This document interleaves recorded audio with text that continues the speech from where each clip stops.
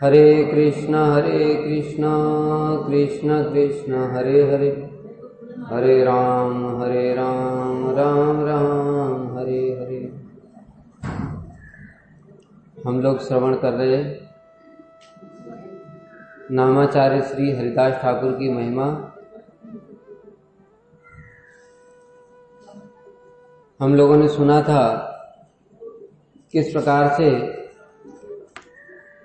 श्री नित्यानंद प्रभु और श्री हरिदास ठाकुर श्री चैतन्य महाप्रभु का आदेश पालन करते हुए घर घर में जाकर के कृष्ण नाम की भिक्षा कर रहे हैं।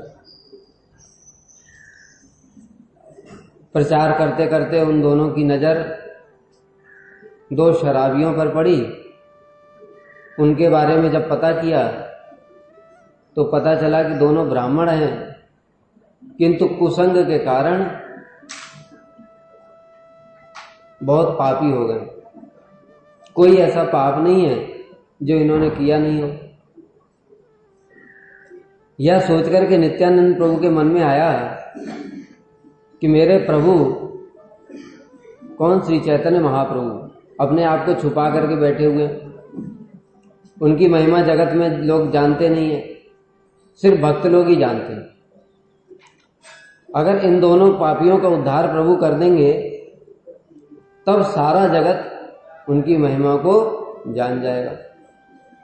इसलिए इन दोनों पापियों का उद्धार होना बहुत जरूरी है। उन्होंने मन में ये संकल्प कर लिया, क्योंकि नवद्वीप के जो अन्य अन्य लोग हैं, सामान्य लोग, वो महाप्रभु की महिमा को नहीं जानते। इसी कारण से कोई उनको भावुक कहता है, कोई पागल कहता है, कोई कुछ कहता है। लेकिन जब ये महाप्रभु अगर इन दोनों पापियों का उद्धार कर देते हैं तो क्या है, सारे नवद्वीप वासी जान जाएंगे कि ये साधारण व्यक्ति नहीं। और फिर क्या करेंगे, महाप्रभु के शरणागत हो जाएंगे। मैं यही चाहता हूं।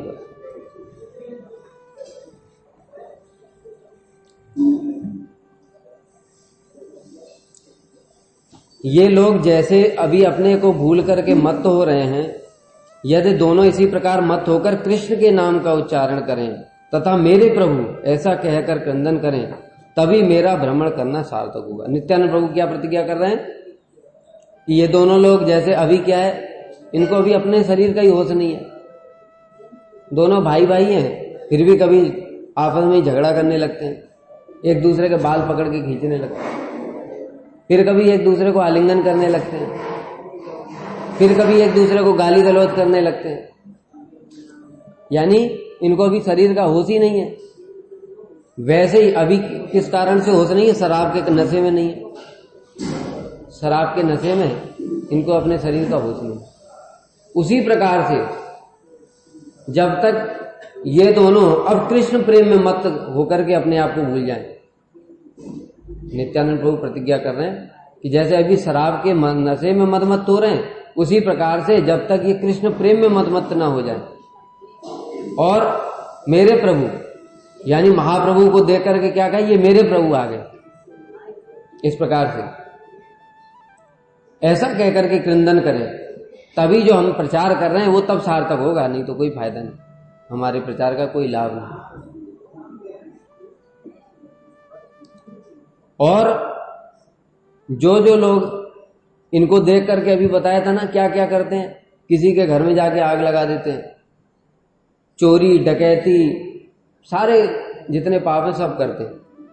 तो जिस मार्ग में वो रहते हैं उस मार्ग पे जाने से भी लोग डरते हैं, और कहीं इनकी छाया भी ना पड़ जाए इससे भी भयभीत रहते हैं कि हमारे ऊपर इनके पापों का असर आ जाए। तो जैसे अभी लोग इनको देख करके भयभीत रहते हैं, इनसे दूर भागते हैं, और इनको दर्शन कर लें तो गंगा जी में स्नान करते हैं कि हम बड़े अपवित्र हो गए, इसके दर्शन हो गए।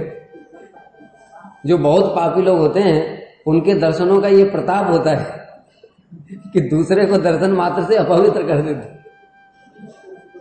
समझे, शास्त्र में वर्णन है, ये मजाक की बात नहीं है, शास्त्र में वर्णन है।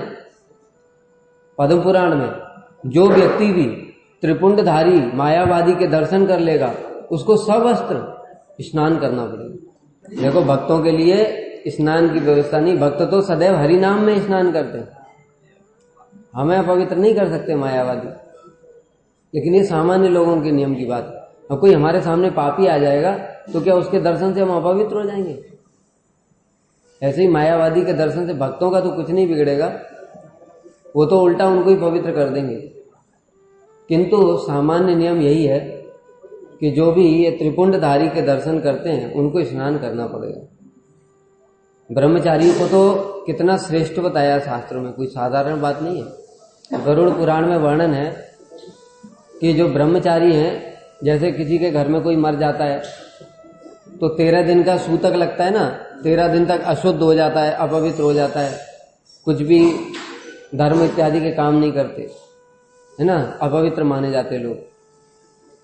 ब्रह्मचारी अगर मार्ग में जा रहा है, कोई मरा हुआ है और उसका दाह संस्कार कर देता है, उसके बाद भी ब्रह्मचारी पवित्र ही रहता है। बस क्या है कि थोड़ा एक बार स्नान कर ले, बस पवित्र हो गया।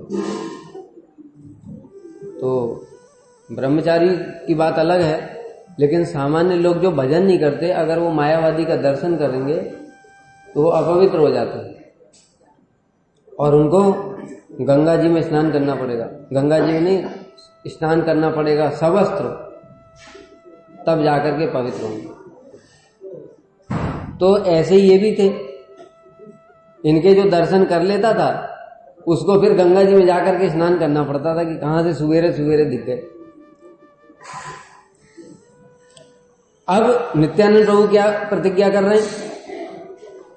अगर वे ही लोग जो अभी क्या कहते हैं कि इनके दर्शन हो गए तो हमको गंगा में स्नान करना पड़ेगा, अगर वे ही लोग इनके दर्शन करने के लिए लालायित ना हो जाएं और इनके दर्शनों को ही गंगा स्नान से भी बढ़कर ना माने, तो मेरा नाम भी नित्यानंद नहीं। कैसी घोर प्रतिज्ञा कर ली नित्यानंद ने। तभी कहते देखो, महाप्रभु तो करुणा अवतार हैं, लेकिन वास्तव में करुणा तो नित्यानंद प्रभु की है। क्या अद्भुत करुणा है! महाप्रभु ने तो ऐसे किसी पापी के लिए प्रतिज्ञा नहीं करी। नित्यानंद प्रभु क्या कर रहे हैं? उन पापियों के लिए भी ऐसी प्रतिज्ञा कर रहे हैं कि लोग इनके दर्शनों के लिए व्याकुल रहेंगे, इनके दर्शन हो जाएंगे तो अपने आप को इतना पवित्र मानेंगे जैसे गंगा स्नान से पवित्र होते हैं। ऐसी प्रतिज्ञा करें, दर्शने पवित्र करे, यही तो मार्ग गुण। किसके लिए आया ये? महाभागवतों के लिए आया है, छोटे मोटे वैष्णव के लिए नहीं आया। यानी नित्यानंद प्रभु की करुणा कैसी है कि कहां इतने पापी, मतलब एकदम नरक में डूबे हुए, और कहां इनको महाभागवत बना दूंगा सीधे। साधन भी नहीं करवा रहे कि माला दे दिया, चलो हरि नाम करो, अनर्थ निवृत्ति होगी तुम्हारी, अभी काम करो तो मोह लोभ दूर होंगे। क्या है? श्रद्धा, साधु संग, भजन क्रिया, अनर्थ निवृत्ति, निष्ठा, रुचि, ऐसे नहीं, सीधे महाभागवत। अब भक्तों का संकल्प है, भगवान को करना पड़ेगा, क्योंकि भक्ति दो प्रकार से मिलती है, एक साधन सिद्ध, एक कृपा सिद्ध। हम लोग जो कर रहे हैं वो साधन सिद्ध वाली है। कृपा सिद्ध वाली बहुत कमी होती है। जब महाप्रभु प्रकट लीला करते हैं उस समय उनके सारे परिकर भी आते हैं, उस समय वो जिस पर कर देते हैं वो बिना साधन के ही। अभी इन्हें कौन सा साधन किया बताओ?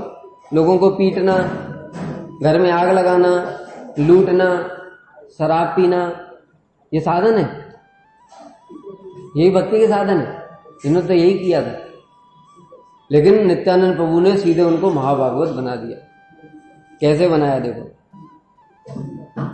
ऐसा विचार करके नित्यानंद प्रभु उसी हरिदास ठाकुर से बोले, हरिदास देखो तो इन दोनों ब्राह्मणों की अवस्था।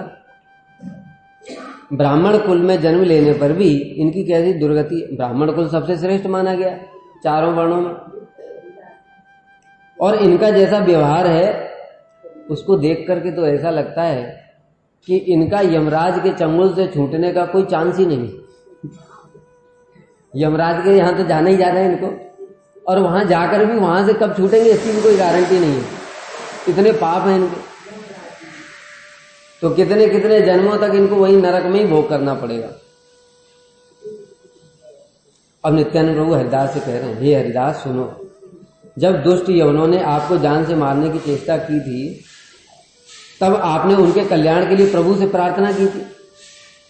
पीछे से जल्लाद हरिदास ठाकुर को मार रहे और हरिदास ठाकुर क्या प्रार्थना कर रहे हैं, प्रभु इनका कोई दोष मत देखो, इन पर कृपा करो आप। इस प्रकार से आपने प्रार्थना की। क्या आज इन दोनों की दुर्गति देख करके आपका चित्त द्रवित नहीं हो रहा? नित्यानंद प्रभु का चित्त कितना द्रवित हो गया है कि खुद तो कुछ नहीं बोल रहे हैं, प्रतिज्ञा तो कर ली है, खुद कुछ नहीं बोल रहे हैं। क्या कह रहे हैं, हरिदास के ऊपर रख करके कह रहे हैं कि तुमने यवनों के लिए प्रार्थना करी, इन दोनों के लिए प्रार्थना नहीं करोगे? इनको देख करके तुम्हारे हृदय में कुछ नहीं होता? ये भी भक्ति करें। यदि तुम्हें शुभ अनुसंधान कर मने, तबे से उद्धार पाए यही दुई जने। तुम्हारा संकल्प प्रभु ना करे अन्यथा, आपने कहिला प्रभु वही तत्व कथा। अब क्या है, जब हरिदास ठाकुर के ऊपर महाप्रभु कृपा कर रहे थे सप्त प्रहरिया भाव के समय, तो नित्यानंद प्रभु भी वहां विराजमान थे और प्रभु ने हरिदास ठाकुर के लिए क्या क्या बोला था सब नित्यानंद प्रभु को तो स्मरण है ना, तो देख रहे थे वहीं क्या बोला था, तुम्हारा शरीर मेरा शरीर है, मैं तुम्हारे शरीर में वास करता हूं, जो तुम्हारी जाति है वही मेरी जाति है। महाप्रभु ने ऐसे बोला और तुमको अपराध शून्य भक्ति का मैं वरदान देता। इतना सारा वरदान दिया था हरिदास ठाकुर को। नित्यानंद प्रभु कह रहे हैं कि हरिदास तुमको प्रभु ने ऐसा ऐसा बोला था ना, इसलिए तुम्हारे, और क्या बताया था, हाँ याद आया, और क्या बताया था कि किसी ने हरिदास ठाकुर को जरा सा थोड़ी देर के लिए बात भी किया हरिदास ठाकुर से, उनके दर्शन भी किया, तो भी उसको भक्ति मिल जाएगी। ये सब बातें बोली थी। तो इसलिए हरिदास, अगर तुम्हारे मन में किसी व्यक्ति के प्रति शुभकामना हो, यानी मैंने हरिदास अगर आपने सोच लिया कि इनका कल्याण हो जाए, तो प्रभु को करना ही पड़ेगा, क्योंकि वचन दिया उन्होंने। इसीलिए तुम अगर चाहो तभी इनका उद्धार हो सकता है, क्योंकि आपके संकल्प को प्रभु अन्यथा नहीं करते। आपने संकल्प कर लिया तो प्रभु को मानना ही पड़ेगा। ये बात स्वयं प्रभु ने बोली है। इसलिए यदि आप इन दोनों पर कृपा करने के लिए प्रभु से प्रार्थना करें, जैसे यवनों के लिए करी थी, तो प्रभु आपकी प्रार्थना अवश्य सुनेंगे और इन दोनों दुर्भागों का उद्धार हो जाएगा। देखो कितना नित्यानंद प्रभु जगत के जीवों के लिए करुणा करने के लिए व्याकुल है।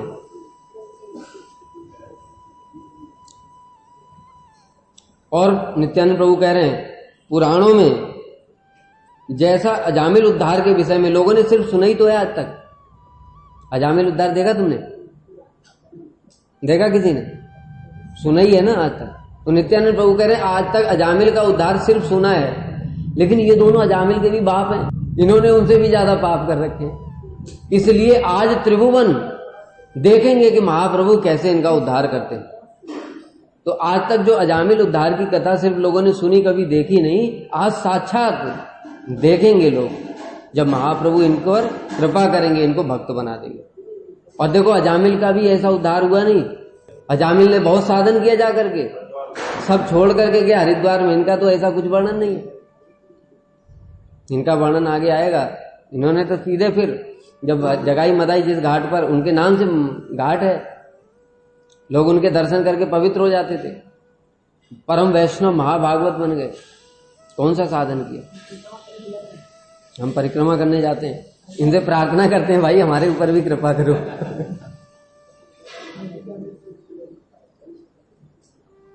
जब इस प्रकार से श्री नित्यानंद प्रभु के मुख से हरिदास ठाकुर ने सुना, अब हरिदास ठाकुर कोई साधारण व्यक्ति तो है नहीं, हम होते तो फूल के लट्टू हो जाते, हाँ हाँ अभी करता हूं।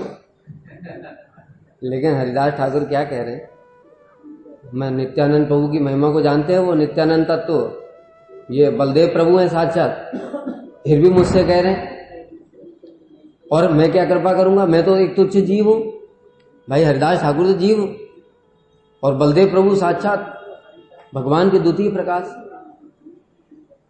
फिर भी ये मुझसे कह रहे हैं इसका मतलब इनकी दीनता है।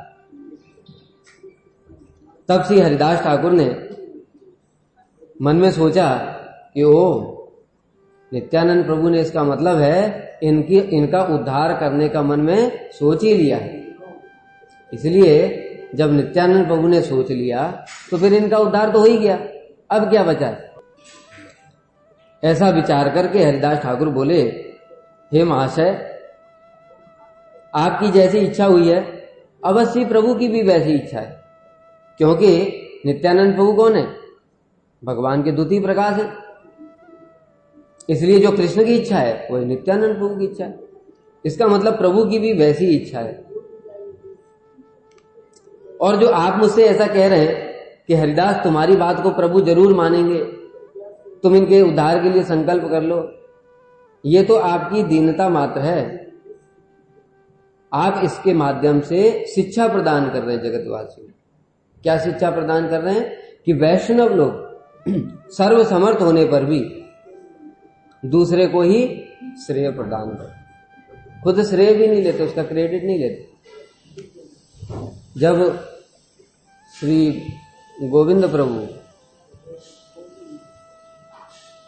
प्रभु कौन गोविंद दास रामचंद्र कविराज के भाई, जब वो बड़े अस्वस्थ हो गए, लगा कि अब प्राण त्याग ही कर देंगे, उस समय श्री रामचंद्र कविराज ने नरोत्तम दास ठाकुर को बोला कि आप इनके ऊपर कृपा कीजिए। तो नरोत्तम दास ठाकुर ने क्या बोला? अब नरोत्तम दास ठाकुर कौन है? तो साधारण व्यक्ति हैं जिनके लिए स्वयं श्री चैतन्य महाप्रभु पद्मा नदी में प्रेम रख करके गए, जिनके स्पर्श मात्र से पद्मा नदी में विक्षोभ उत्पन्न हो गया और उनको प्रेम तो प्राप्त हो ही गया, महाप्रभु पहले से ही रख करके गए। तो वो क्या कृपा करने में समर्थ नहीं थे? समर्थ थे। लेकिन उन्होंने क्या बोला कि मेरी क्या योग्यता है, मैं तो सर्वथा अयोग्य हूं। लेकिन आपके जो गुरु जी हैं, रामचंद्र कविराज के गुरु कौन है? श्री श्रीनिवास आचार्य। आपके जो गुरु हैं उनकी बड़ी महिमा है, इसलिए आप उनको बोलो। तब से गोविंद जो दास हैं उनके ऊपर श्रीनिवास आचार्य जी ने कृपा करी और स्वस्थ हो गए, तब वो कृष्ण भक्त बन गए। तो कहने का तात्पर्य क्या है? वैष्णव सर्वसमर्थ है। नरोत्तम दास ठाकुर के अंदर क्या शक्ति नहीं है? सब कुछ है, होने पर भी दूसरों को श्रेय प्रदान करते हैं। इसका एक और भी उदाहरण आता है कि वैष्णव लोग दूसरों को किस प्रकार से मर्यादा देते हैं। देखो, जब श्री रूप गोस्वामी के समय में जब वल्लभाचार्य जी आए और उन्होंने जो बताया भुक्ति मुक्ति स्पृहा यावत पिशाची हृदय वर्तते तावत भक्ति सुखान कथम अभ्युदय भवेत्, कि जब तक हृदय में भुक्ति मुक्ति स्पृहा विराजमान है तब तक भक्ति देवी कैसे प्रकाशित होगी।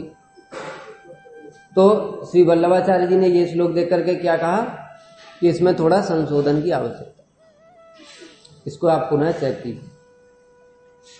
तो श्री जीव गोस्वामी, अभी रूप गोस्वामी को ऐसे बोला तो जीव गोस्वामी उनके शिष्य हैं, वो धुरंधर पंडित तो थे ही, उनके पीछे पीछे चले गए पानी भरने का बहाना करके कि अभी मैं यमुना जी से पानी लेकर के आता हूं। और वहां गए और वल्लभाचार्य जी से कहा आपने इसमें क्या दोष देखा? तो उन्होंने कहा ये भुक्ति मुक्ति को इन्होंने पिशाची बोला, ये ठीक नहीं, क्योंकि भुक्ति मुक्ति तो वैष्णवों को भी प्राप्त होती है ना, हमको मुक्ति नहीं होती क्या? अरे मुक्ति नहीं होगी तो कृष्ण के धाम को जाएंगे कैसे? पहले तो आगे तो मुक्ति होगी, इसलिए ये ठीक नहीं। तब जीव गोस्वामी पाद जी ने कहा कि महाशय, यहां इस श्लोक में भुक्ति मुक्ति को चंडालिनी नहीं बोला, भुक्ति मुक्ति स्पृहा को चांडालिनी बोला है। इच्छा, आसक्ति, भक्तों की कोई आसक्ति होती है मुक्ति में? सारे शास्त्रों में भक्तों ने क्या बोला? न नाग पृष्ठम न च पारमेष्टम न सार्वभौम न रसाधिपत्यम न योग सिद्धि अपुनर्भवम वा समंजस्वा विरह कांच। वृत्रासुर क्या कह रहे हैं? न स्वर्ग चाहिए, न सत्यलोक चाहिए, न पृथ्वी का राज्य चाहिए, न रसातल का राज्य चाहिए, और तो छोड़ो अपुनर्भवम वा, मुक्ति भी नहीं चाहिए। भक्तों ने साफ मना कर दिया। भगवान स्वयं कपिल देव कह रहे हैं, सालोक के साष्टी सारूप के स्वामी एकत्व अप्यत दीयमानम न गृणन्ति बिना मत्स्यवनम जन।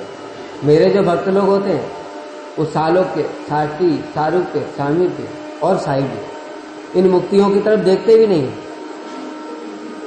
फिर वो क्या चाहते हैं? मेरी सेवा चाहते हैं। तो भक्त कभी भी मुक्ति की स्प्रिया नहीं रखते, वो तो उनको अपने आप मिल जाती है। मुक्ति स्वयं मुकुलितांजलि सेवते अस्मान धर्म अर्थ काम गतया समय प्रतीक्षा। क्या करें इस लोगों? भक्ति कोई भगवत्तरा भगवान यदि स्यात् दैवे न फलत दिव्य किशोर मूर्ति। भक्ति का प्रभाव कैसा है कि जब भक्ति आ जाती है तो क्या होता है? दिव्य किशोर मूर्ति, साक्षात दिव्य किशोर मूर्ति के दर्शन हो जाते हैं। और वो दर्शन जब हो जाते हैं तो फिर क्या है? मुक्ति स्वयं मुकुलिता। मुक्ति तो ऐसे हाथ बांध के खड़ी रहती है कि प्रभु हमको सेवा का मौका कब मिलेगा। भक्त क्या कहता? भाग जाते, दरवाजे के बाहर जा।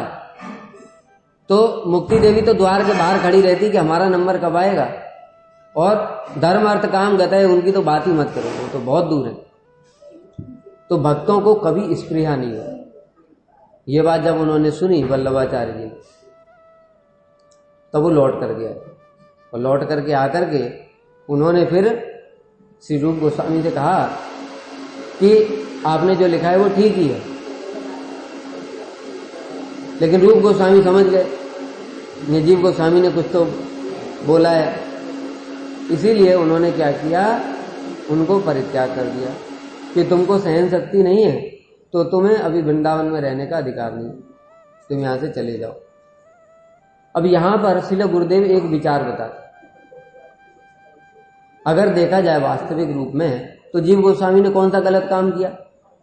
शास्त्र में वर्णन है हमारे गुरु के प्रति कोई भी कुछ बोलता है तो हमको क्या करना पड़ेगा? उसका खंडन करना पड़ेगा। अगर खंडन करने की सामर्थ्य नहीं है तो उस स्थान को त्याग करके कान बंद करके चले जाना पड़ेगा। शास्त्र में बताया। तो जीव गोस्वामी ने तो वही किया और कुछ उनका अपमान भी तो किया नहीं, शास्त्र युक्त बात ही बताई। फिर श्रील रूप गोस्वामी पाद जी ने, और रूप गोस्वामी कौन है? हाईएस्ट अथॉरिटी, भक्ति साम्राज्य की हाईएस्ट अथॉरिटी है। वो सबसे बड़ी अथॉरिटी है, वो तो गलत नहीं कर सकते। फिर वो क्या शिक्षा दे रहे हैं? इस लीला के माध्यम से।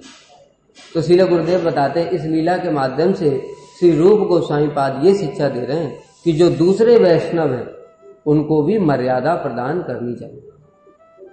क्योंकि अभी रूप गोस्वामी का स्तर कौन सा है? वो सारे वैष्णवों में सबसे श्रेष्ठ है। अब वो जो मर्यादाएं स्थापित करेंगे उन्हीं का तो देख देख करके लोग आचरण करेंगे। तो वो इतने ऊंचे स्थान पर हैं कि उनको दूसरे वैष्णवों को भी मर्यादा देनी पड़ेगी। इसी कारण से देखो गुरुवर्ग जो करते हैं उनकी लीलाओं को समझना सबकी बस का बात नहीं। श्रील गुरुदेव जब यहाँ पर विद्वत सभा आयोजन करते थे उस समय बड़े बड़े पंडित आते थे ब्रज। तो पंडित का मतलब ये तो नहीं भक्त हैं सारे, लेकिन गुरुदेव क्या करते थे? उनको बाकायदा मर्यादा देते थे, आसन इत्यादि देते थे।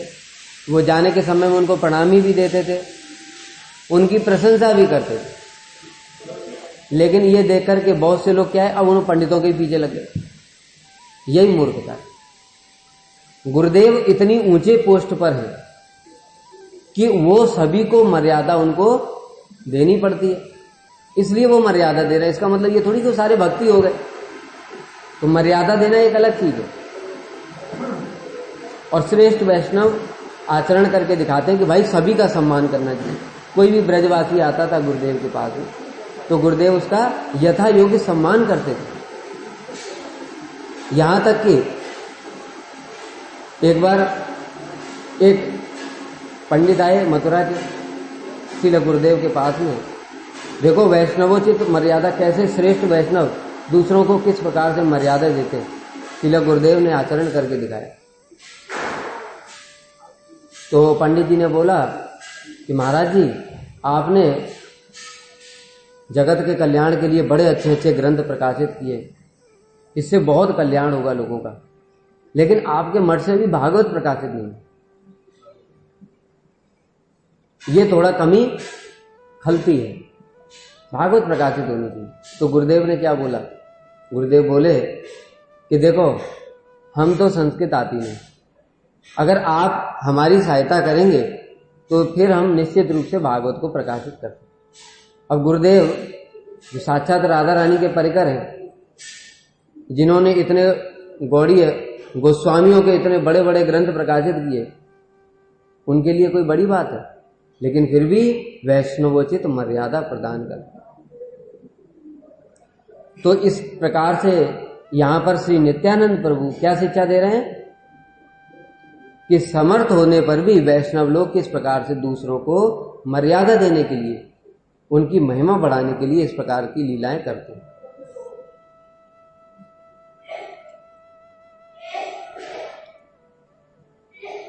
तो हरिदास ठाकुर कह रहे हैं, आप इसके द्वारा यही शिक्षा दे रहे हैं कि कैसे स्वयं सर्वसमर्थ होने पर भी महापुरुष अन्य सभी को सम्मान प्रदान करते हैं। देखो, गुरुदेव का बिल्कुल एग्जैक्ट यही उदाहरण। परंतु अब हरिदास ठाकुर अपनी दीनता प्रकाशित करें, मैं तो पशु के समान हूं। महाप्रभु से क्या बोले हरिदास ठाकुर? महाप्रभु से यही बोले थे ना कि मेरे जैसा तुच्छ व्यक्ति और आपने मेरे ऊपर इतनी कृपा कर रहे हैं, मुझ में हित अहित का विवेक नहीं है। जब हरिदास ठाकुर महाप्रभु की प्रार्थना कर रहे थे, उस समय क्या बोले कि वो अजामिल भी था ना, उसने कम से कम आपका स्मरण तो किया था, भले ही अपने पुत्र के बहाने से ही आपके नाम का स्मरण तो किया, लेकिन मैं तो आपके नाम का स्मरण करने में भी समर्थ नहीं हूं। इस प्रकार से हरिदास ठाकुर दीनता प्रकाशित कर। यहां भी कह रहे हैं कि मैं तो पशु के समान हूं, मुझ में हित अहित का विवेक नहीं, किसके लिए क्या अच्छा है क्या बुरा है ये तो मैं जानता ही नहीं, फिर मैं क्या इनके हित के लिए सोचूंगा। और आपकी बात सुनकर के भैया अब हमारे जैसे अनधिकारी लोगों को शिक्षा प्रदान कर रहे हैं। क्या है, हमको थोड़ा किसी ने प्रशंसा करी, हाँ तुमने बहुत अच्छा कथा सीख लिया, तुम बहुत अच्छी सेवा करते हो, बस ऐसा होता है। हमने मठ में कई बार देखा। एक बार एक ब्रह्मचारी था, नया नया आया था, और प्रभु जी ने उसकी बड़ी प्रशंसा करी, और आज स्थिति उसकी ऐसी है कि वो घर जाने की इच्छा करता है। मठ में रहना भी उसको बड़ा भारी लगता है, वैष्णवों में दोष देखता है। तो क्यों? क्योंकि ये सब बातों का हम पालन नहीं करते। इसलिए महाप्रभु अपने परिकरों के माध्यम से शिक्षा प्रदान कर रहे हैं कि कोई ऐसे वैष्णव तुमको मर्यादा देता है, स्वयं दीनता प्रकाशित करता है, तुमको मर्यादा देता है कि प्रभु जी हमको क्या कथा आती है, आप तो इतनी सुंदर कथा बोलते हैं, आप इतनी अच्छी सेवा करते हैं, हम क्या सेवा करते हैं, तो फूल करके लट्टू नहीं हो जाना। हाँ, उन्होंने बोला पता है क्या समझना, वैष्णव वो स्वयं दीनता प्रकाशित करके हमको मर्यादा प्रदान करे, इस प्रकार से भाव होना चाहिए, तो अपराध नहीं होगा। तो हरिदास ठाकुर अब यहां शिक्षा दे रहे हैं कि आपकी बात सुनकर के, कौन सी बात, जो भी बोली नित्यानंद प्रभु ने, कि प्रभु ने आपको वचन दिया है, आपकी बात को कभी झूठा नहीं करेंगे। आपने अगर मन में सोच लिया इनका उद्धार करना है तो प्रभु को करना ही पड़ेगा। ऐसी बात सुन करके अगर मैं अपने आप को वैष्णव समझने लगूं और मेरी प्रार्थना से कृष्ण इनका उद्धार कर देंगे ऐसा समझने लगूं, तो इससे मेरा पशु होना ही सिद्ध होगा। यानी मेरी कोई सामर्थ्य नहीं है, फिर तो मैं पशु ही हूं जिसने आपकी बात सुनकर के ऐसा मान लिया। यद्यपि मैं हित अहित के विवेक से रहित पशु हूं, तथापि मेरे समक्ष स्वयं को छिपाए रखने का आपका यह कार्य मेरे पशुत्व का ही ज्ञापक मात्र है। आप मेरे सामने इस प्रकार से अपनी महिमा तो छुपा रहे हो और मेरी महिमा दिखा रहे हो, इससे ही सिद्ध हो जाता है कि मैं पशु हूं। क्योंकि पशु के सामने कुछ भी बोलो उसको पता नहीं चलता, समझ नहीं आता है।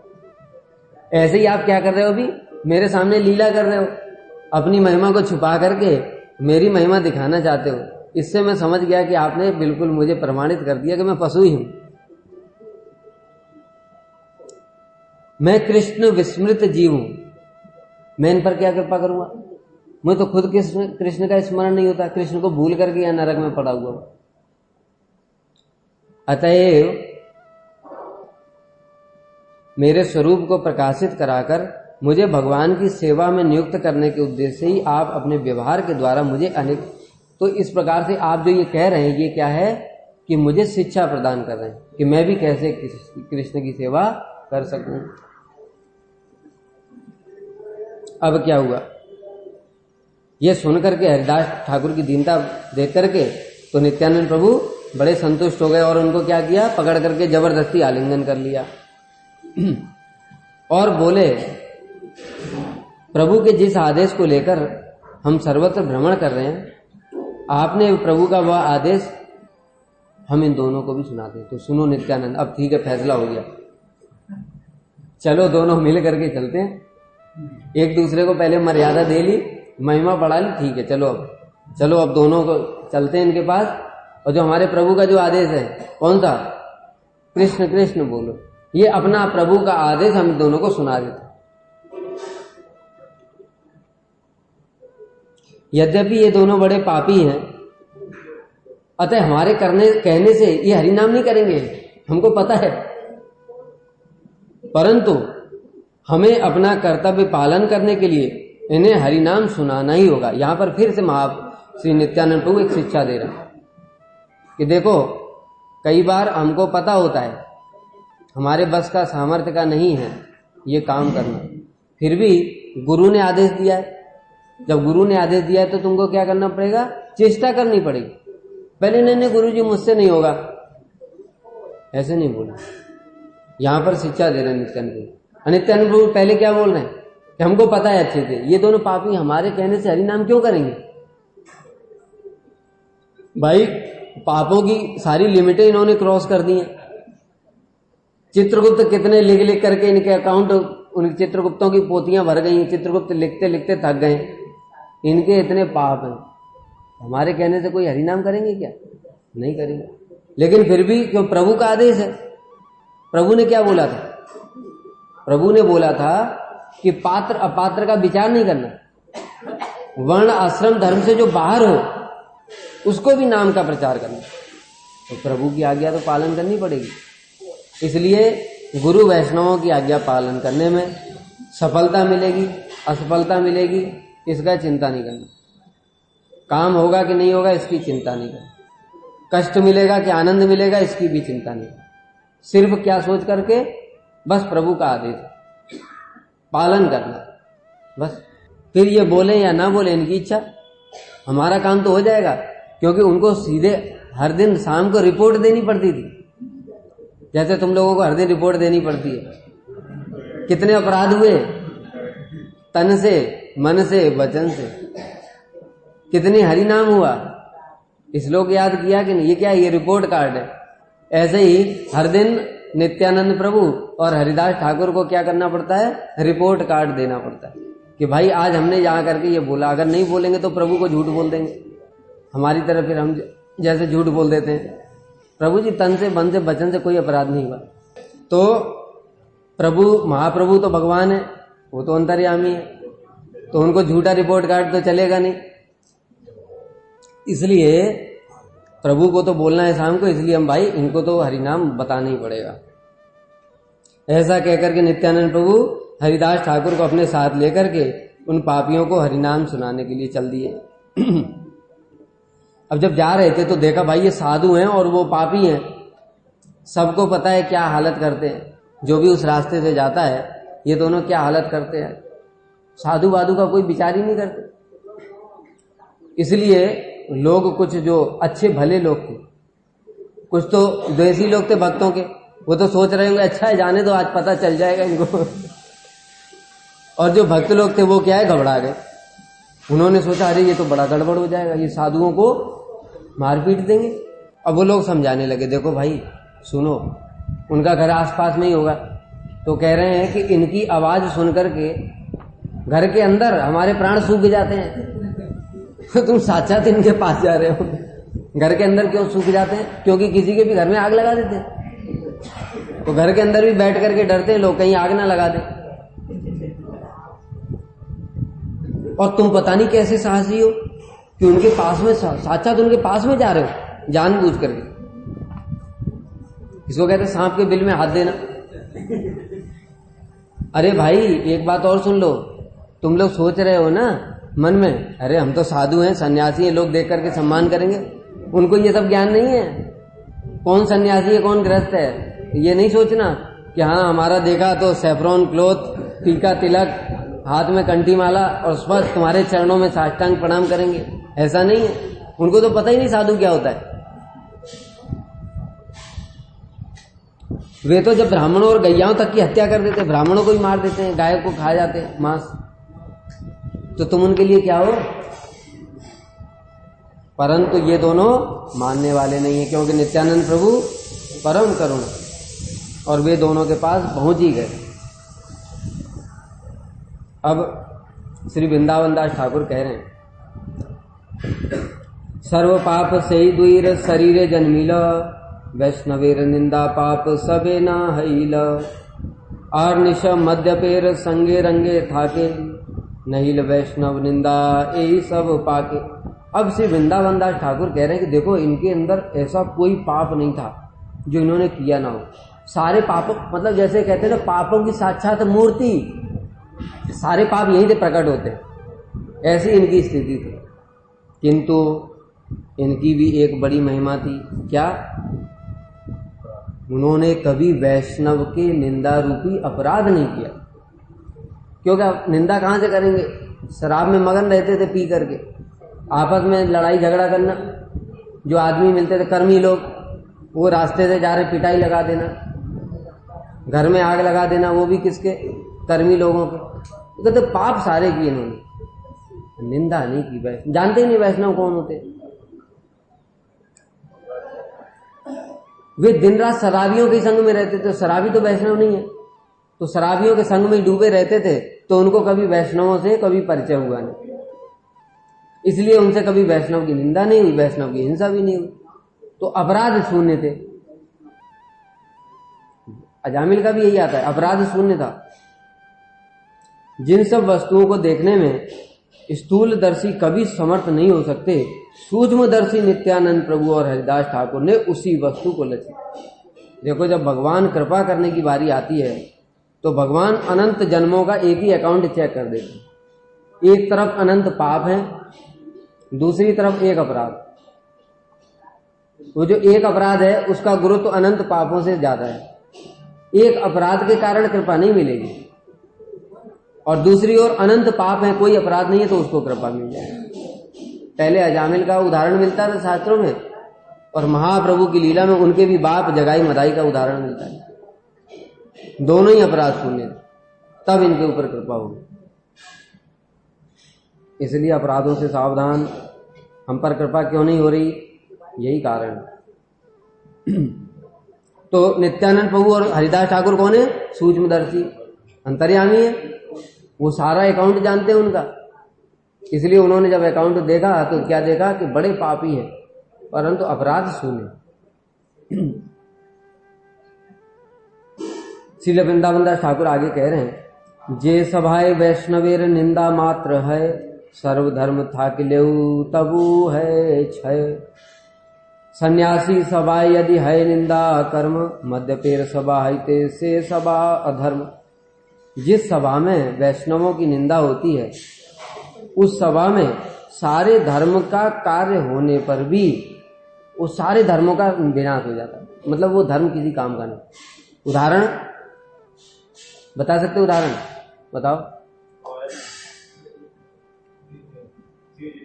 दक्ष प्रजापति का यज्ञ, दक्ष प्रजापति का इतना बड़ा यज्ञ होता है। दक्ष प्रजापति स्वयं सबके राजा, देवताओं के भी राजा बनाया उनको। सारे देवता लोग भी बैठे हुए वहां, ब्रह्मा जी विराजमान है वहां। सारा इतना बड़ा धर्म का कार्य हो रहा है। सारे बताया देवता विराजमान है, ब्रह्मा जी स्वयं सृष्टिकर्ता विराजमान, यज्ञ हो रहा है इतना बड़ा। इससे बड़ा धर्म का कार्य क्या होगा? लेकिन शिव जी की निंदा कर दी, और शिव जी की निंदा करते ही जो धर्म था सब जीरो हो गया। आयु श्रियम यशो धर्मम लोका नाम आशीष एवं हंत श्रेयांश सर्वाणि पुंसो महद अतिक्रम। आयु, श्री, यश, आशीर्वाद जो कुछ भी है सब कुछ एक क्षण में जीरो हो जाएगा अगर महद अतिक्रम। और दक्ष प्रजापति ने यही किया। उन्होंने क्या किया? शिव जी की निंदा कर दी। और शिव जी कौन है?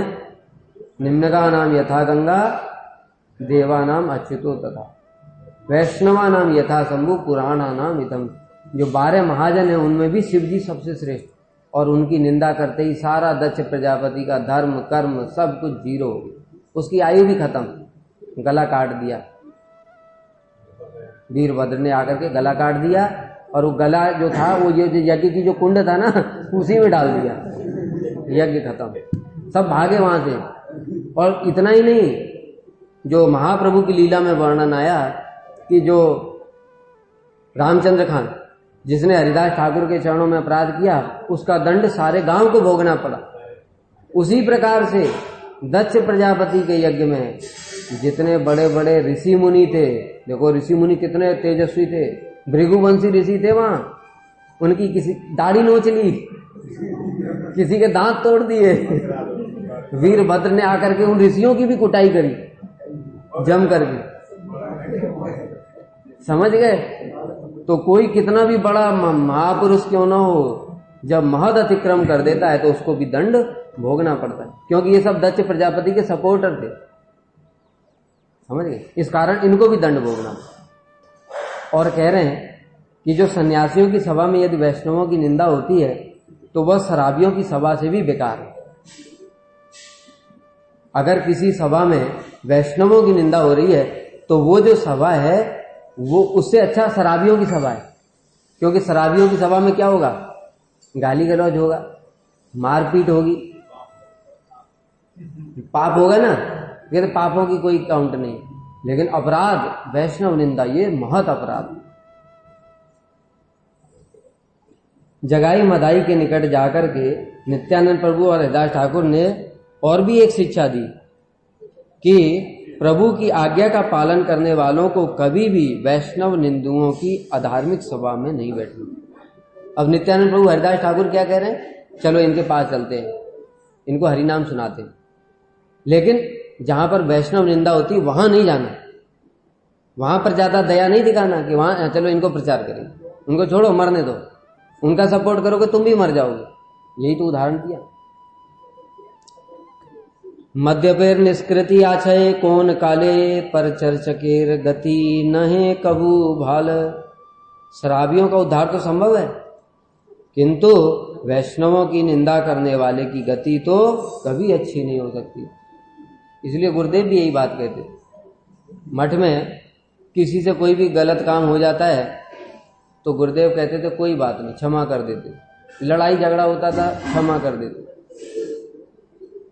किंतु कोई अगर वैष्णवों की निंदा करता है तो गुरुदेव कहते हैं उसे मेरे पास पकड़ करके लाओ, मैं भी उसको कान पकड़ करके मठ से बाहर निकाल दूं। उनके लिए कोई स्थान नहीं। इसलिए अब नित्यानंद प्रभु और हरिदास ठाकुर कौन है? यदि यदि आचरति श्रेष्ठ तत्तत् देवेतरो जना सयत प्रमाणम कुरते लोकस तद अनुवर्ते। वो कौन है? वो जैसा आचरण करेंगे सारा जगत उनका अनुसरण करेगा। वो महाभागवत हैं, महापुरुष हैं और इतने श्रेष्ठ हैं कि उनके ही आचरण को हम लोग आदर्श मानते हैं।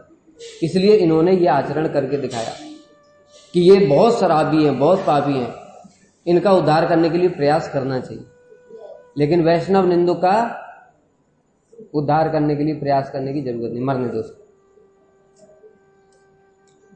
इसलिए अब क्या है, जब लोगों ने सावधान किया तो हरिदास ठाकुर और नित्यानंद प्रभु वो दोनों भी उनके पूरा पास में नहीं गए, थोड़ा दूर तक पहुंच गए और दूर से ही कह रहे हैं, उनको ही पता है कि ये तो बदमाश है, कभी कुछ भी कर सकते हैं, शराबी है।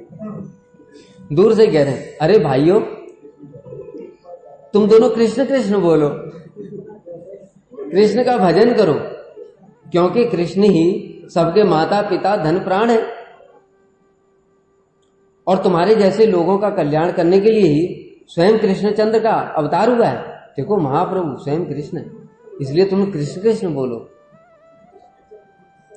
तुम लोग पापों को त्याग करके ये शराब वराब पीना छोड़ो, उनका भजन करो।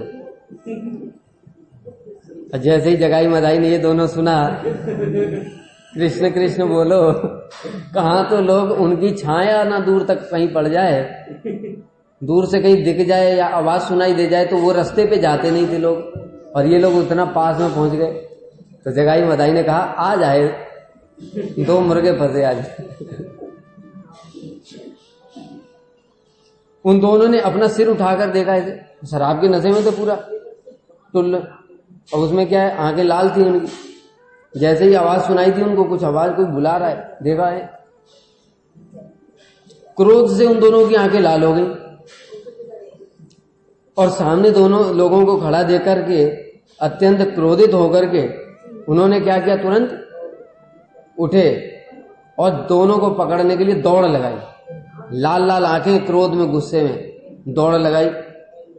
उन्हें अपनी ओर, क्योंकि पहले से ही नित्यानंद प्रभु हरिदास ठाकुर थोड़ा दूर खड़े थे, पास में नहीं थे कि मौका लगेगा तो भाग जाएंगे। पहले से ही प्लान बनाया था उन्होंने, इसलिए उनका वो प्लान सफल हुआ। जैसे ही उन्होंने देखा दौड़ करके आ रहे क्रोध में, भाई हरि नाम करना होता तो बोल देते वहीं से हरि नाम, हरि हरि, लेकिन देखा तो उठ करके आंखें लाल हैं, क्रोध है, गुस्से में दौड़ रहे हैं।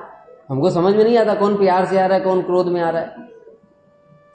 नित्यानंद प्रभु हरिदास ठाकुर वहां से भाग खड़े हुए और वे दोनों पीछे पीछे दौड़ रहे हैं। ठहरो ठहरो, वो तो दोनों शराब पिए हुए हैं, तो तेज दौड़ नहीं सकते कि लड़खड़ा के गिर पड़ेंगे। आगे आगे नित्यानंद प्रभु और पीछे पीछे हरिदास ठाकुर बताया था उस दिन जब महाप्रभु का अवतार हुआ तो उस समय हरिदास ठाकुर की उम्र लगभग 35 साल, और हरिदास ठाकुर नित्यानंद प्रभु से भी 23 साल बड़े, महाप्रभु से नित्यानंद प्रभु 12 साल बड़े, तो 23 साल ज्यादा है उनकी हरिदास ठाकुर की उम्र। और इस समय अगर मान लो महाप्रभु की उम्र होगी लगभग 20 साल, तो नित्यानंद प्रभु की होगी 32 साल, और 32 और 3 35 और 20 55 साल के हरिदास ठाकुर बूढ़े। तो नित्यानंद प्रभु तो जवान है, वो तो कूद करके भाग गए, और बेचारे हरिदास ठाकुर 55 साल के बूढ़े पीछे शराबी, वो गाली गलौज करते हुए, रुको, पीछे से गाली देते हुए, रुको कहाँ जा रहे हो, भागो दुष्टो, अभी तुम्हें पकड़ते। और बेचारे पकड़ने के लिए हरिदास ठाकुर भयभीत होकर के भागने लगे। उन्हें इस प्रकार से दौड़ते देख करके जो आसपास सज्जन लोग थे बेचारे, अब वो भयभीत हो गए, बचा भी नहीं सकते, क्योंकि हम इनको बचाएंगे तो हमको भी कूट देंगे। कहने लगे देखो हमने पहले ही इनको मना किया, इतना समझाया था, भाई इनके पास मत जाओ, ये नहीं जानते कौन साधु है कौन साधु नहीं है। सन्यासी पन्यासी का कोई विचार नहीं है उनके लिए सब बराबर है, जिसको देखते हैं उसको पीट देते। अब देखो संकट में पड़ गए ना, और प्रार्थना करने लगे, प्रभु इनकी रक्षा करो, प्रभु इनकी रक्षा करो। और पाषंडी लोग थे वो, उनको तो मन में बड़ा आनंद हुआ, आज हमारा जो है मन की इच्छा पूरी हो जाए, क्योंकि हम तो मार नहीं पाते इनको, आज जगाई मदाई के चक्कर में अंटे में फंसे, अब इनकी जम के कुटाई होगी। हाँ, आनंद से हंस रहे थे और कह रहे थे भगवान ने इन दोनों ढोगियों को अच्छा दंड दिया। और वे इधर शराबी दोनों पीछे पीछे दौड़ रहे थे, और दोनों ठाकुर हरिदास ठाकुर और नित्यानंद प्रभु आगे आगे भाग रहे थे। वे दोनों दुष्ट, पकड़ा पकड़ा पकड़ा, बस अभी अभी पकड़ा, ऐसे ऐसे पीछे से चिल्ला रहे।